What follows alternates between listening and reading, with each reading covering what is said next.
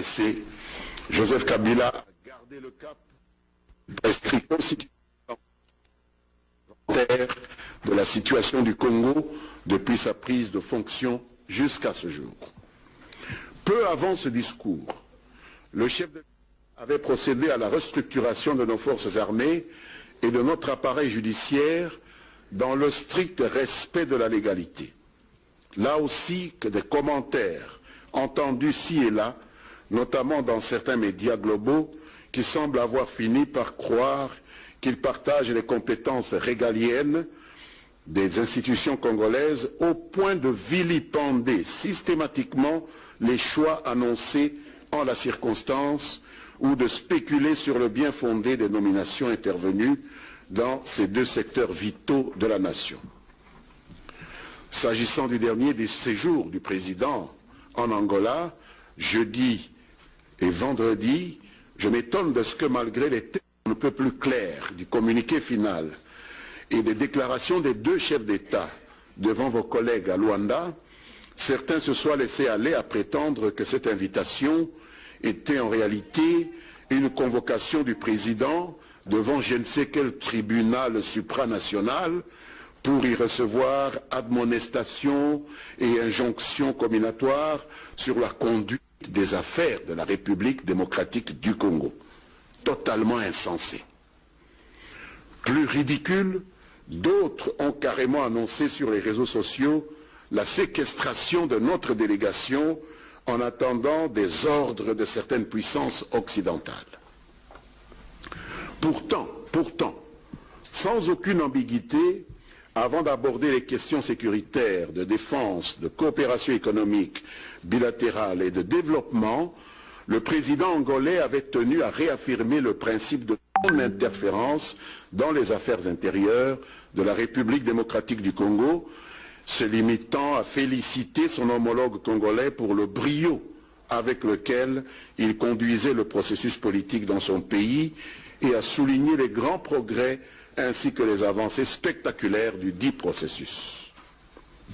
Un hasard du calendrier a fait qu'au moment où nous nous trouvions avec le président à Luanda, le Congrès américain adoptait à Washington DC un projet de loi durcissant les sanctions à infliger à quiconque serait impliqué dans les interférences extérieures dans le processus électoral des États-Unis d'Amérique, en réaction à des allégations d'interférence de la Russie dont vous avez entendu parler dans les dernières élections américaines. Cette information, mesdames et messieurs de la presse, mérite d'être méditée par les Congolais et surtout par vous, hommes et femmes de la presse. La question est de savoir si la souveraineté en matière des élections que nous revendiquons et que défend le président Kabila ne serait bon que pour certains et pas un principe universel à tous les États. Le gouvernement et toutes les forces qui le composent, particulièrement le Front commun pour le Congo, restent convaincus que nous, Africains et Congolais, devrions écrire notre histoire nous-mêmes, chez nous, et ne plus accepter les interférences des autres qui se prennent pour les maîtres du monde, tout en refusant les ingérences extérieures dans leurs affaires intérieures à eux, et particulièrement dans leurs processus électoraux. Un quotidien paraissant à Kinshasa a écrit il y a quelques jours que la nomination récente d'un nouvel ambassadeur américain en RDC serait, je vais le citer, un avertissement pour le pouvoir de Kinshasa qui doit lire les signes de temps. Fin de citation. Nous nous interrogeons sérieusement sur ce que cela veut dire et nous nous insurgeons contre cette tendance à en rajouter à la psychose inutile, dévalorisante et contre-productive dans laquelle vivent les Congolais depuis 1960. La RDC dispose d'excellents professionnels de médias. J'en vois ici devant moi. Peut-être devraient-ils penser un jour à éditer un manuel à l'usage de leurs pairs ou procéder à un recyclage de ceux qui paraissent ignorer même les procédures élémentaires de nomination d'un ambassadeur pour représenter son pays auprès d'un État tiers. Mesdames, Messieurs, les semaines qui viennent de s'achever auront été aussi marquées par une accélération du processus électoral. Longtemps décriée, la Commission électorale nationale indépendante a vu débouler des milliers de candidats aux élections générales programmées pour le 23 décembre prochain. Des élections auxquelles ces détracteurs n'ont jamais donné la moindre chance de se tenir, mettant systématiquement en cause la bonne foi du chef de l'État et du gouvernement dans leur volonté de la soutenir dans cet exercice démocratique qui est pourtant devenu bel et bien inéluctable. Apparemment, le vent a tourné puisque les sceptiques d'hier sont devenus des convertis zélés prêts à affronter les urnes. Tant mieux pour notre démocratie que d'aucuns continuent néanmoins à regarder avec une condescendance méprisante lorsqu'ils ne se lancent pas dans des tentatives désespérées d'en compromettre la bonne fin. C'est le cas de ce fameux compte Twitter créé délibérément pour faire circuler un faux posting du ministre des Finances pour faire croire que le Trésor congolais n'était pas en mesure de couvrir les charges de l'organisation des élections et qui a été sèchement démenti par le ministre Henri-Yves Moulang. Sur un autre registre, on a assisté au retour à Kinshasa dans le calme du sénateur Jean-Pierre Bemba, récemment acquitté par la Cour pénale internationale, où il était envoyé, faut-il le rappeler, suite à des plaintes de sujets non congolais et avec le concours d'autorités d'un pays européen et non des autorités de la République démocratique du Congo, que quelques exaltés essayent de rendre responsables des déboires vécus par ce compatriote il y a de cela 11 ans.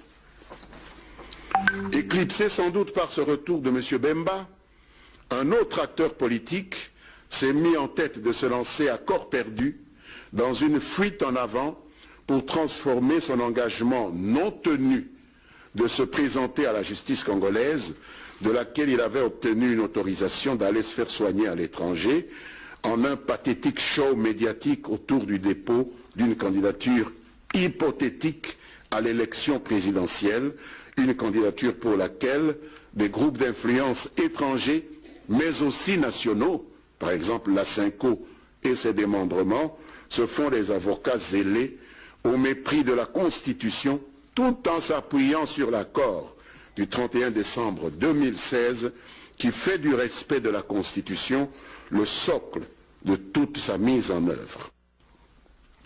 Pour donner un semblant de consistance à ce jeu, lui et ses amis ont dans un premier temps inventé une fausse demande d'autorisation d'atterrissage jamais envoyée à l'autorité de l'aviation civile avant de prétendre faussement avoir été empêché d'entrer en République démocratique du Congo en fabriquant des faux communiqués attribués tantôt à des autorités zambiennes, tantôt à des autorités congolaises non autrement identifiées pour des raisons évidentes.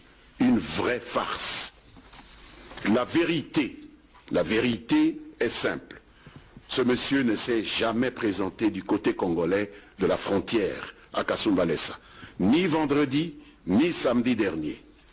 Il s'est limité à se pavaner en territoire zambien, sans traverser ou même approcher de la ligne de démarcation frontalière, où on l'attendait, pour se présenter à une quelconque autorité congolaise. Par ailleurs, aussi bien la police nationale, la Direction générale des migrations, que la DGDA confirment que notre frontière avec la Zambie n'a jamais été fermée vendredi et samedi. Bien au contraire, vendredi, notre frontière à Kasumbalesa était restée ouverte jusqu'à 19h, 30 minutes après l'heure normale de fermeture. Et samedi, la frontière n'a fermé que 3 heures au-delà des heures normales de fermeture.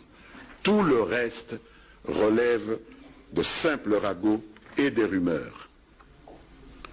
C'est dans cet imbroglio qu'un de vos collègues, sans doute abusé par ses contre-vérités et soucieux d'en avoir le cœur net, était allé à sa rencontre en Zambie, en compagnie de quelques autres compatriotes, sans s'être conformé au préalable à la législation sur l'entrée et le séjour des étrangers dans un autre pays.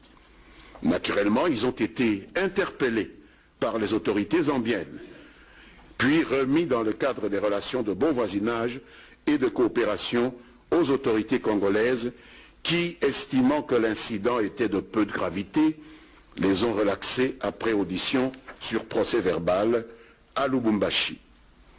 Curieusement, et je vais terminer par là, sur ce chapitre, leur interpellation en Zambie et leur identification par nos services de police, dont c'est un devoir élémentaire, à Lubumbashi, ont valu une volée de bois vert au gouvernement congolais par des activistes politiques qui se sont époumonés à mettre les conséquences de l'imprudence de ce groupe en Zambie sur le compte des services relevant du gouvernement congolais, accusé à tort de les avoir prétendument enlevés. Une attitude et des propos qui n'honorent et ne profitent ni à la consolidation de l'exercice de la démocratie, ni à la crédibilité des lanceurs d'alerte dont tout État de droit a un réel besoin. J'en viens maintenant à la conclusion des consultations que le président Joseph Kabila Kabange, autorité morale du Front commun pour le Congo, a menées pour dégager un nom de l'oiseau rare qui va représenter notre famille politique à l'élection présidentielle et derrière lequel nous allons tous nous aligner et que nous sommes en train de conduire maintenant même à la Commission électorale nationale indépendante. Il s'agit du camarade Emmanuel Ramazani Shadari, secrétaire permanent du PPRD, né en 1960 à Kabambare, dans la province du Maniema, marié et père de 8 enfants. Il est diplômé d'études spéciales en sciences politiques de l'université de Kinshasa. Il est licencié en sciences politiques et administratives de l'université de Lubumbashi. Il est député élu en 2006 et en 2011 de la circonscription de Kabambare. Il a été président du groupe parlementaire PPRD à l'Assemblée nationale, puis coordonnateur de la majorité présidentielle à l'Assemblée nationale. Ensuite, vice-premier ministre, ministre de l'Intérieur et de la Sécurité, secrétaire général adjoint, puis actuellement secrétaire permanent du PPRD. Monsieur Emmanuel Ramazani Shadari, notre candidat, est catholique pratiquant. Maintenant, vous me permettrez de ne pas déférer à notre pratique habituelle de jeu de questions et de réponses, parce que je me dois à mon devoir de membre discipliné du Front commun pour le Congo d'aller accompagner M. Emmanuel Shadari à la Commission électorale nationale indépendante où on va clôturer la réception des dossiers. Je vous remercie. Donc vous avez suivi en direct Lambert Mende Omalanga. La fumée blanche est finalement sortie.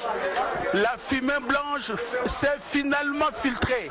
La fumée blanche dont on a beaucoup attendu, la fumée blanche est finalement sortie. Vous êtes vous les tout premiers à suivre cette déclaration. Donc finalement la majorité congolaise, politique congolaise, avec le front de Congolais. Je vous dis, amis téléspectateurs, que Lambert Mende Omalanga vient de dire, ce n'est ni l'autre. Aujourd'hui, c'est Shadari que les partis de la majorité vont accompagner à la CENI pour son dépôt de candidature. C'est lui qui sera le candidat président de la République pour la majorité. Amis téléspectateurs, c'est très important que de le savoir. Vous avez eu la primaire vous-même. Nous sommes, faut-il le dire, désormais fini les débats. Il n'y en aura plus. Le camarade Shadari, c'est lui qui représente tout le parti réuni autour de la majorité présidentielle. Et C'est en ce moment-là que nous commençons justement de Kabambar et nous sommes en train de croire bien que c'est à Kindu. Et donc c'est un swahiliphone. Madame, vous avez vous aussi suivi avec moi la réaction d'abord des journalistes ici dans la salle, comment ils ont applaudi, mais aussi parfois surpris de voir que c'était Shadari sur qui le chef de l'État a tout à fait jeté son dévolu. Madame, en swahili, dis-le pour que les gens le comprennent convenablement. Merci Kuku Mamengi Panji. Ni kusema kwamba tumepatikana hapa ku RTNCD ambapo waziri wa mambo za upashaji wa habari Lambert Mende Malanga ametoka kabisa kutaja nani huyu rais wa Jamhuri ya Kidemokrasia ya Kongo. Tukusema kwamba FCC wanaanza kutaja kandidati wao ni nani, ni Emmanuel Ramazani Shadari ambaye yeye ndiye ataweza kuwa kandidati kwenye uraisi ya FCC. Ndiyo tunaona kama ni furaha kubwa kabisa kwa sisi watoto wa Manyema wa kuona kama kumchagua Emmanuel Ramazani Shadari ambako kwenye uraisi yeye ndio waziri wa upashaji wa habari anamsindikiza huko kwa kwenda kuacha kandidatire yake kwa kuweza kufanya kandidati yake kwenye uraisi. Ni furaha kabisa kubwa kwa watoto wote wa Manyema wenye kupatikana na Kindu Manyema hapa, hiyo hata mahali pote wanapatikana. Iko furaha kabisa sana zaidi na kuona kama Emmanuel Ramazani Shadari wenye walikuwa na kichungu nani atakuwa dauphin, nani atakuwa dauphin, ila leo sasa waziri anatoka kutaja na kumtaja yule Emmanuel Ramazani Shadari. Ni furaha kwa sisi watoto wa Manyema, iko furaha kabisa kubwa, na wapashaji wa habari hapo wanafurahi wenye kupatikana pa walipatikana hapa katika chumba hichi cha kwenye waziri anaweza kabisa kutangaza nani mwenye kandidati wa FCC. Ila mami Ilela, unaweza kuwafasiria watoto wa Equateur, watoto wote wenye kupatikana mahali pote wanasema Lingala, ujulishe nani huyu FCC inamchagua kandidati wao kwenye kiti raisi. Allô mami. Na tondo boto di Feza Kalongola, bandi ba radio télévision nationale na ndenge ba Kristo ya bakatoli ba awa molinga mwapembe mobimi. Emmanuel Ramazani Shadari yende aponomi na lingomba ya FCC bo akolakse longi ya lingomba ya bango na etel bongo maponomi kwa kowela ebonga ya bokambi ekolo sangoana eti kopesa maawa na biso na ministre Lambert Mende Malanga. Ramazani Shadari azali mwana obino boyebi mwana mboka ya botami na Kabambare, mwana Manyema Kindu Manyema bokonzi ke na Manyema baninga balanga radio télévision nationale congolaise kasi azali moto tangi bakilasi na ye awa o etela likolo unikine abotami na mbula o tozaki lipanda obuko to kama libwana tuku motoba Emmanuel Ramazani Shadari na mwangonga ndenge tozali kolanda nde bokolanda onzela betandeke nde bakokamba ye kwa kokdebo kotika kombo ya ye okombo ya lingomba linene ya FCC o ezebo Mema na Joseph Kabila Kabange one sebongo mama likambo to iko ebisabina mokomolelo molinga mwapembe mobimi pe lisusu Emmanuel Ramazani Shadari azali bongo mondimi ya Ecclesia Santo Catholique na kopesa bongo maloba na Geneviève Kumba pote alimbola pe na bandeko na biso bazali ko biso na Congo Central pe na Kwango ata na Kikwiti ata kuna na Masi bayoka mauti ko saima awa ngumbanchasa ya seleka bapanga luzolo awa betokele betokena kati ya lukutakano ya imikatoka na usalama tangu yai na kati na kisika ya RTNCD kisika mwisi ya pembe mebima mutindo ba katolike sadilaka yao kana bakena zona bimisa mvuluzi ina ke sala samo andi twadisa Ecclesia seleka ya vuandaka mbuta Ramazani Shadari Emmanuel yandi mikatoka na kupona masa mo andi kwa kumbu nandi na samu na mapona mia lama na kilume na mvula ya hii na mvula ngonde ya 10 na zole ina kisalama bapangi kena kwenda tangu ya isamu na kwenda bika ndi ani kwenda bika ya ndi kandidatie samu andi pona maseleka andi kemwana ina butukaka na mvula difunda mosi kama hivyo 10 yandi yavuandaka tangu ya dipanda andi ke mosi ya Ecclesia Katolike yandi mtwadisi andi wanaka twadisa bisalu mingi na ina mitadila majorité présidentielle tala panga beto okokoma mingi mevutulilanga micro. Merci beaucoup, amis téléspectateurs. C'est bien d'être sur la radio-télévision nationale congolaise, la chaîne nationale. C'est là qu'il y a de l'information. C'est là où que tout repart. Comme élément d'information, l'information et toute exploitation. Amis téléspectateurs, je n'aurais pas exagéré que de vous dire, il aurait fallu ce point de presse. 6 mois aujourd'hui, peut-être une année, chaque jour, Joseph Kabila Kabange, président de la République, disait « Je ne veux pas me représenter. Je vais respecter la Constitution. Je vais écouter ce que disent les Congolais. » Il est arrivé un moment que Joseph Kabila Kabange était bien obligé de faire le bilan de son mandat. Voilà un homme qui a été dans un cachot. Toute sa jeunesse a été sacrifiée pour la République démocratique du Congo, pour son destin. Qu'il était en train de dire que je ne serai plus le candidat de demain. Vous savez très bien, amis téléspectateurs, nombre de personnes ont avalé 4 fois de verre d'eau parce qu'ils étaient contents. Il y a ceux qui n'étaient pas contents, bien sûr. C'est vrai qu'autour de Joseph Kabila Kabange, c'est tissé, c'est que la radio-télévision nationale congolaise appelle déjà la majorité silencieuse, les hommes qui voient du bien, les hommes qui apprécient le travail fait par le chef de l'État, Joseph Kabila Kabange. La façon dont il a dû travailler avec tous les opposants, ceux-là même qui étaient prêts à le tuer, ceux-là même qui étaient en train de le faire de coups d'État. Joseph Kabila Kabange a travaillé avec eux, de modèle à modèle, jusque d'ailleurs en ce moment que nous allons vers les élections, le gouvernement actuel, c'est un gouvernement de cohésion nationale. Il ne s'est pas représenté, Joseph, il vous l'a dit. Aujourd'hui, c'est Chadari, le camarade Chadari, la personne qu'on a vu très bouillant en train de mener le PPRD, l'implanter ici, dans la ville de Kinshasa. Le bouillant Chadari était dans la logique de son parti, dans la logique de leur corporation. Le président de la République, entre nombreux de ses collaborateurs, a choisi cet homme qui n'est né qu'en 1960. Hélas donc, tu es né les jours de l'indépendance, ça veut dire, Chadari, tu devrais continuer à te battre pour les notes de l'indépendance, pour les testaments de père de l'indépendance. C'est lui, c'est donc lui, Chadari, que la majorité présidentielle porte comme celui qui fera la carte qui gagne. Chadari.